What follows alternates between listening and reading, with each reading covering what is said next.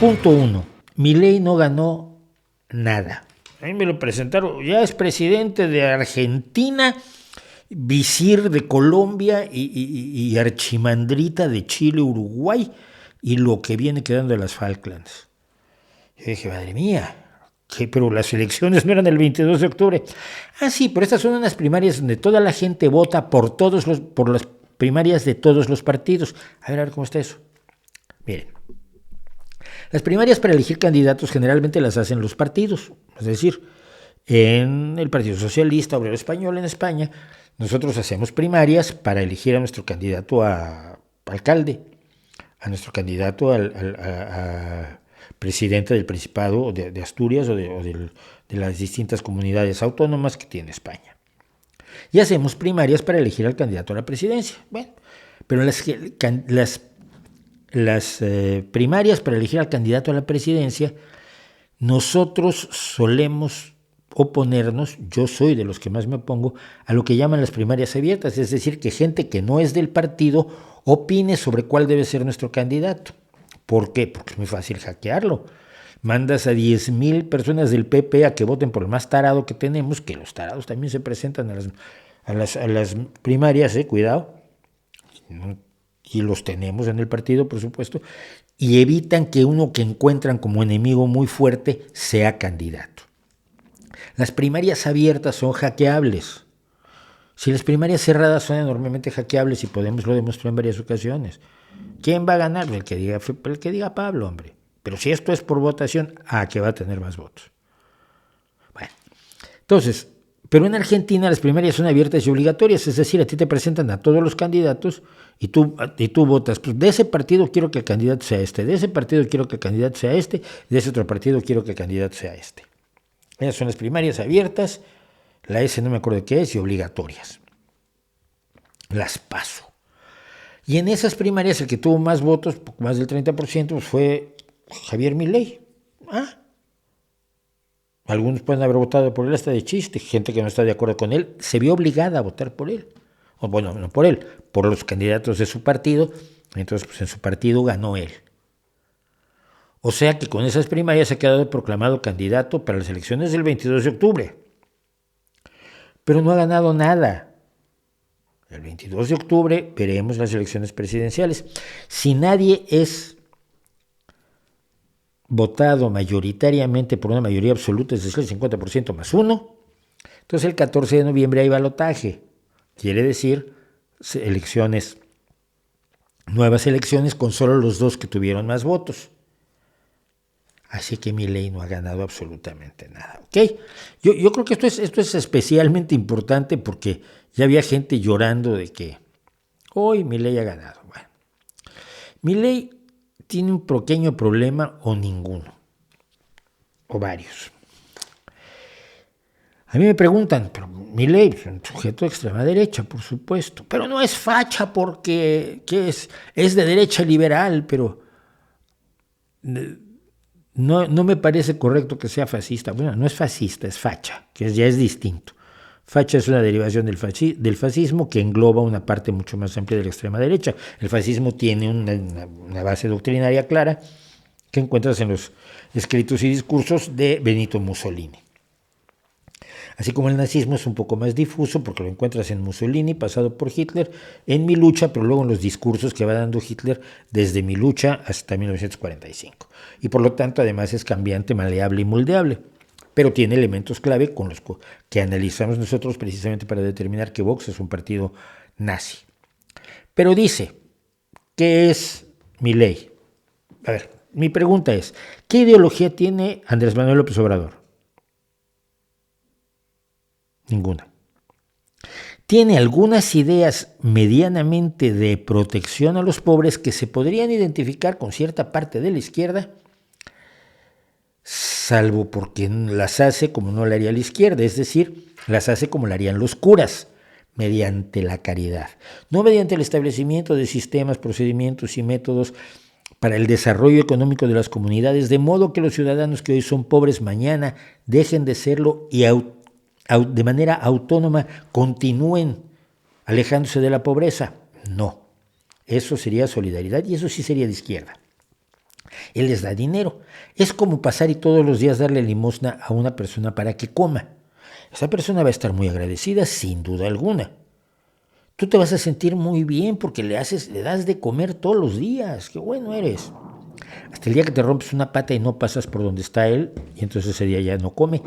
Y si te mueres o te cambias de ciudad, ya no va a comer nunca. Esa visión caritativa no es de izquierda. Bueno, entonces López tiene algunos rasgos que podrían identificarse más o menos con visiones progresistas de izquierda, tiene otros rasgos de conservadurismo, de ultraderecha, tiene otros rasgos absolutamente delirantes que no se instalan en ninguna ideología.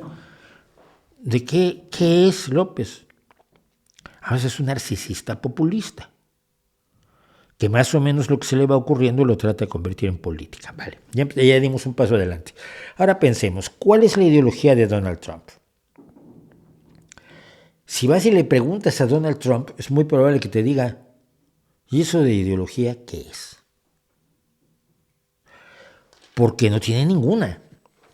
Es un hombre que en una época se las dio de liberal y de apoyar al Partido Demócrata, luego se volvió republicano, luego el Partido Republicano le quedó medio socialdemócrata y lo ha tratado de convertir en el partido de Donald Trump. ¿Es de derecha? Sí, es de derecha, es clarísimamente de derecha, pero no es nazi ni fascista, aunque algunos están defendiendo que es una variante nueva o propia de fascismo, pero fundamentalmente es un populista narcisista.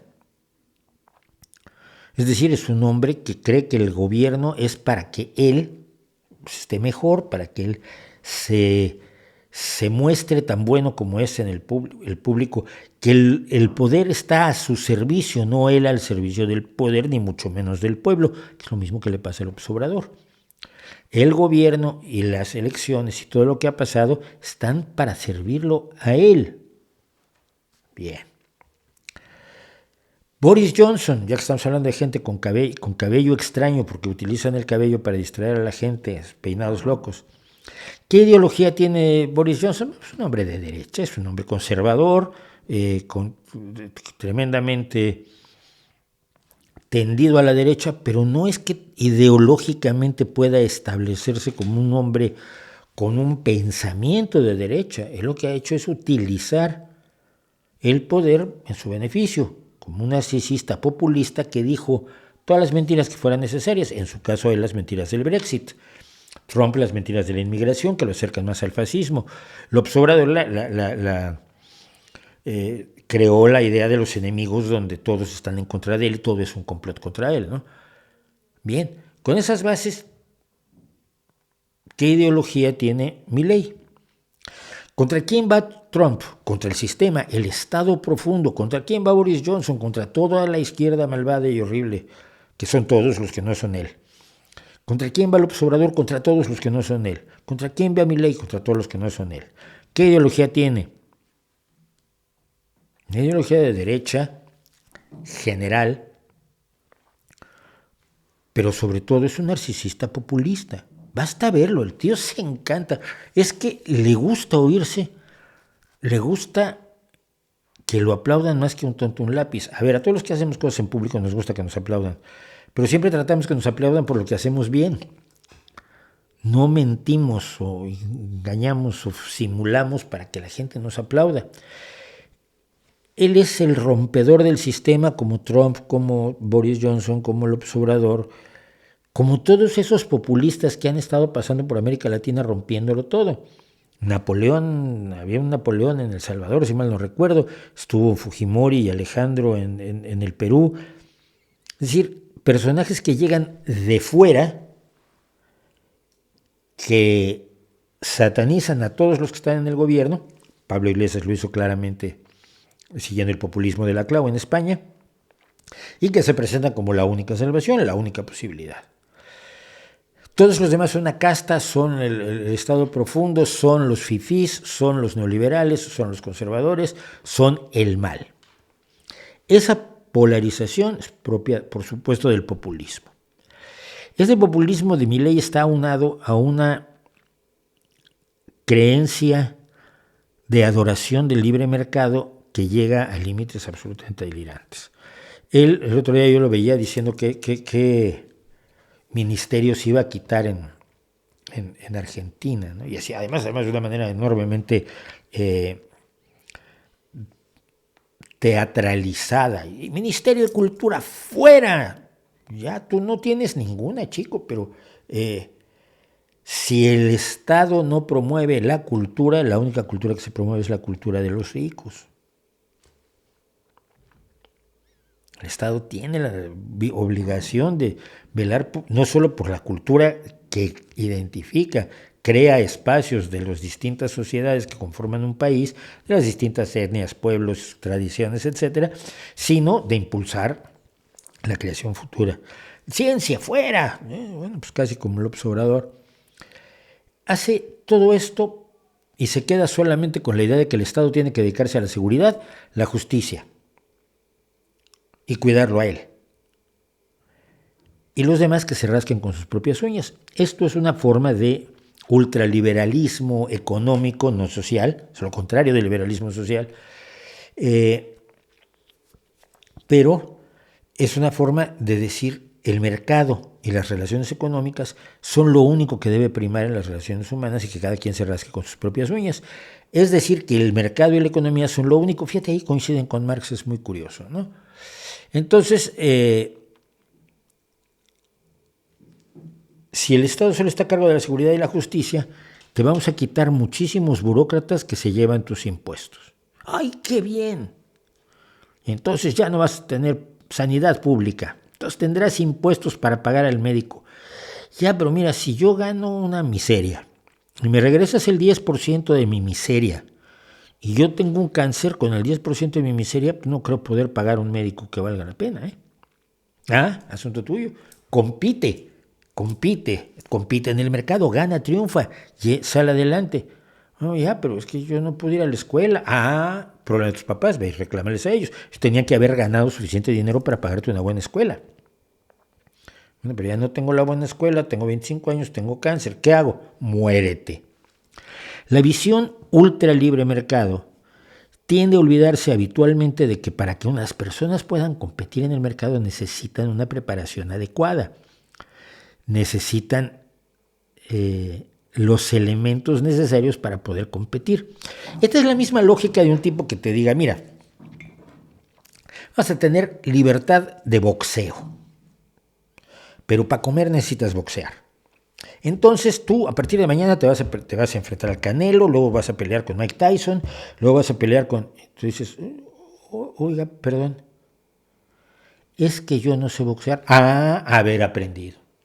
Bueno, pero ¿y ahora qué hago? Pues te van a romper la cara. Y si no quiero pelear, te mueres de hambre. Oiga, no me van a entrenar, me ponen un entrenador, póntelo tú, págate tú tu entrenador. Y un libro donde pudiera yo aprender los elementos fundamentales del boxeo, cómpratelo. Y te vas a enfrentar a personas que nacieron en un lugar donde tienen una buena alimentación y por tanto son buenos, no tienen problemas físicos. Han tenido una buena educación, han tenido entrenadores de primera, han estado peleando durante mucho tiempo, tienen sparring partners, esas personas que pelean con ellos en los entrenamientos, se machacan horas dándole al costal y dándole a la pera loca. Y tú, sin ninguna preparación, te vas a meter al ring con ellos y va a venir Milei y te va a decir, eso es la competencia igualitaria del mercado. No, te están viendo la cara. Y es lo que hacen los libertarianos. No, yo no los llamo libertarios porque el libertarianismo es esta adoración al libre mercado sin ninguna atención a la razón y a la lógica. El ser libertario es estar a favor de la libertad. Yo soy un socialista libertario en el sentido estricto de la palabra porque defiendo ante todo las libertades y los derechos. Pero Milei no cree ni en los derechos ni en las libertades. Él dice, viva la libertad, carajo. Pero cuando analizas el mundo que está planteando, es un mundo donde la gran mayoría de la gente no tiene acceso a la adquisición de la libertad. Porque la libertad te la da tu conocimiento, tu preparación, tu alimentación, tu sociedad, todo aquello que nos convierte en personas capaces, en todo caso, de competir en el mundo que nos están planteando los libertarianos. Pero nosotros solos unos no somos iguales a otros, no nacimos iguales, no comimos igual, no tuvimos los mismos profesores, no podemos llegar a competir en igualdad de circunstancias. Eso es lo que olvidan siempre las personas tipo Milei. ¿Cuál es su ideología? Pues un populismo libertariano enormemente teñido de un conservadurismo triste, ¿no? Por ejemplo, cuando va en contra del aborto, pues va porque es un conservador. Y sus explicaciones son absolutamente ridículas en todo esto. Pero cuando dice que se debe tener libertad para vender órganos, es lo mismo. ¿Quién va a vender sus órganos? Hombre, pues por supuesto el presidente del banco va a vender el hígado. No. Bueno, pero Milei un riñón sí podría prescindir de él. No. Bueno, a ver, los jugadores de la selección argentina de fútbol, muchachos en buenas condiciones físicas, yo creo que podrían dar un pulmón cada uno, por ejemplo, ¿no? No. ¿Quién va a vender sus órganos? Los más desprotegidos, los que no tienen otra cosa que vender, los que no han tenido la preparación ni las oportunidades necesarias para no verse obligados a vender sus órganos. Habrá excepciones, pero la gran mayoría de quienes vendieran sus órganos, como la gran mayoría de quienes las venden hoy en Pakistán o en la India, lo hacen porque no tienen otra forma de sobrevivir. Es una forma de abuso y explotación enorme, disfrazada detrás de un concepto de libertad absolutamente espurio. Ese es Milei. ¿Va a ganar? No lo sé. Y si gana es un triunfo del populismo y del engaño y de la ignorancia y la mala educación que se le ha dado a los argentinos en todos estos años. Y además, sí, culpa de una izquierda que nunca se ha sabido comportar decentemente y de una derecha que tampoco, ¿no? Francamente, los resultados que se han visto en América Latina le abren la puerta a bestias como esta. Y no puedes luego asustarte, porque aquí recordemos a Sor Juana Inés de la Cruz cuando dice, me acuerdo, dice que algo quiere fijar vuestro parecer loco. Semejar quiere que se parece tu parecer loco al niño que pone el coco y luego le tiene miedo. No puedes poner las bases necesarias para que salgan de abajo de las piedras personajes como Milei y luego te escandalices. Sobre todo si además el día de las elecciones, el 22 de octubre, dices, no voy a votar por el que tiene más oportunidades de derrotar a Milei porque yo estoy en contra de todos ellos, yo soy antisistema. Y al final van a pasar encima de ti. Rubén Flores nos aclara las condiciones del balotaje, que no son el 50% más uno, sino el 45% más un voto, o entre 40 y 45% de los votos si tiene 10 puntos de diferencia con respecto al segundo con mayor votación. Y si no se dan estas dos condiciones es cuando hay segunda vuelta o balotaje.